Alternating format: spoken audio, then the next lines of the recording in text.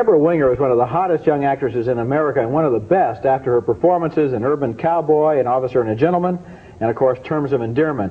Now she's in a new movie named Mike's Murder, and it's a violent and unforgiving look at the drug scene in Los Angeles. At the beginning of the movie, she meets a young guy named Mike, and she doesn't know him very well, but they had a one-night stand together about 6 months ago, and she sort of liked him, so they make plans to get together again. But then in this scene, she finds out over the telephone that Mike has been murdered.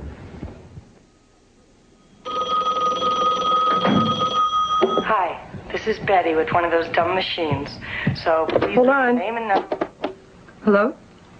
Is this Betty? This is Betty. Who's this? This is Sam. Sam who? I'm a friend of Mike's. Mike Jahutsky? Did you hear about it?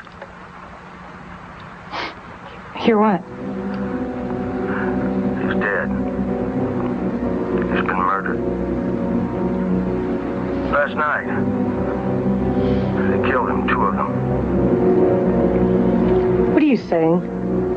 They were waiting for him when he got home. Who? The people in the building saw 2 guys went out of his apartment, get in a car and drive away. Oh, my God. Oh, God. Mike's murder inspires paranoia in the drug world, and one of Mike's friends holds her as a hostage. You think it's all my fault? He knew what had happened. He was part of it. He took his share. I gave him his share. I'm so thirsty. Let me get you your brandy. You're not gonna leave. No. You're not gonna run away. No. I want to help you. That was Daryl Larson as the paranoid, drug-crazed guy who threatens to kill her because he knows that his life is going to be in danger from some of Mike's old drug-dealing buddies. Mike's Murder is not any sort of a conventional violent thriller. Instead, it takes a very cold, bitter look at the world of drugs in Los Angeles and at the violence connected with the drug trade. Deborah Winger's search for the reason behind Mike's murder involves her with some complicated, pathetic characters, especially, and very memorably, Paul Winfield is a gay drug user, and Winfield's performance is a good one. It's perfectly balanced between the hateful and the pathetic.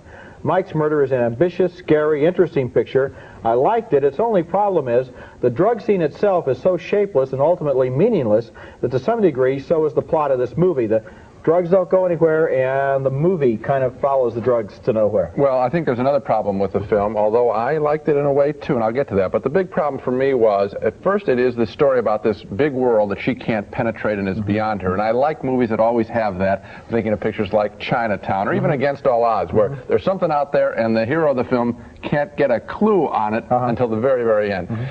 The film is very good, but then it turns into sort of a routine slasher picture at the end when she gets chased by this other guy, and not the drug world. She's chased by that guy we just saw, and that is sort of routine and predictable. So if you've invested so much in this film, you feel so lousy at the end when it turns into just another chase picture. Still, it works. But it has a fascinating point that it wants to make about that guy with the knife at her throat, and that is, well, first of all, I can believe that in the drug world you could eventually wind up with the wrong kind of guy coming in through your bedroom window. I believe that. But also, at the end, she doesn't change her address. She doesn't change her telephone number. I'm not giving away too much of the real end of the film, but this is about her character.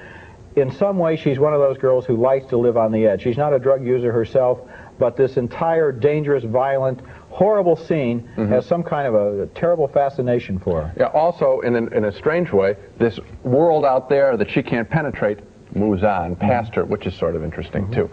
Coming up next at the movies, a film that has been banned, now get this, in Boston, New York, Cleveland, Atlanta, and I'll bet even East St. Louis, Illinois.